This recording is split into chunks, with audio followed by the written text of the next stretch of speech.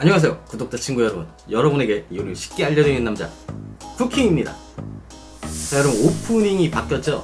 제가 125회 정도의 영상을 촬영을 하면서 영상이 조금 더 나아 보일 수 있도록 조금씩 변화를 주고 있었는데요. 이번에도 역시 여러분들이 더욱 보기 편하고 저도 편집하기 편한 영상으로 촬영 포맷을 조금 바꾸기로 했습니다. 물론 편집 방법도 조금 달라질 거고요. 앞으로 제 영상 더욱 많이 기대해 주시고요. 아직 구독 안 하신 분 계시면 빨리 구독해 주시기 바랄게요. 제가 영상을 촬영하기 위해서 제 영상을 쭉 둘러봤는데 제가 사용하지 않았던 재료가 한 가지가 있더라고요. 그 재료는 바로 오징어인데요. 그래서 오늘은 오징어와 집에 있는 야채들을 이용해서 집에서 간단하게 만들 수 있는 한식 반찬을 하나 소개해 드리려고 합니다. 오늘 할 요리는 오징어 볶음인데요. 이 오징어 볶음은 밥 반찬으로도 많이 이용이 되지만 한국의 포차라고 불리는 술집에서 맥주나 소주 안주로도 사람들이 굉장히 좋아하는 요리 중에 하나입니다. 자, 이 오징어에 대한 이야기는 요리 뒤쪽에 다시 한번 하기로 하고요. 자, 그럼 요리하러 가시죠. 렛츠 고!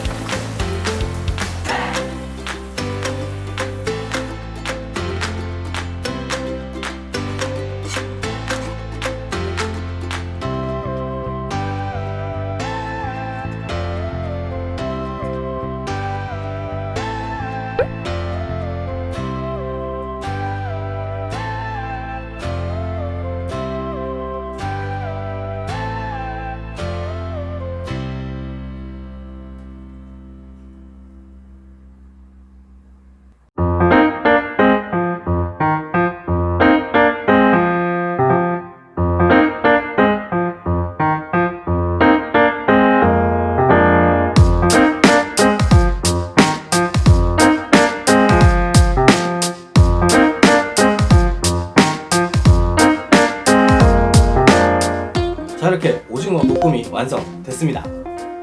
자, 제가 오늘 오징어 볶음에다 이렇게 면을 집어넣는데요. 이 면은 스스로 집어넣으실 필요는 없고요. 면이 드시고 싶으신 분들만 집어넣으시면 됩니다. 그리고 식사로 드실 때는 밥 위에 이 오징어 볶음을 뿌려서 오징어 덮밥으로 드셔도 상당히 맛이 있습니다. 자, 일단 한번 먹어볼게요.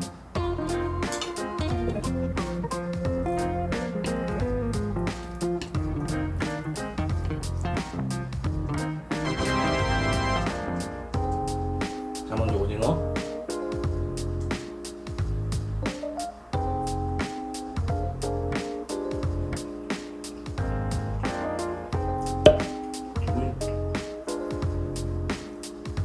자, 이제 면도 한번 먹어볼게요.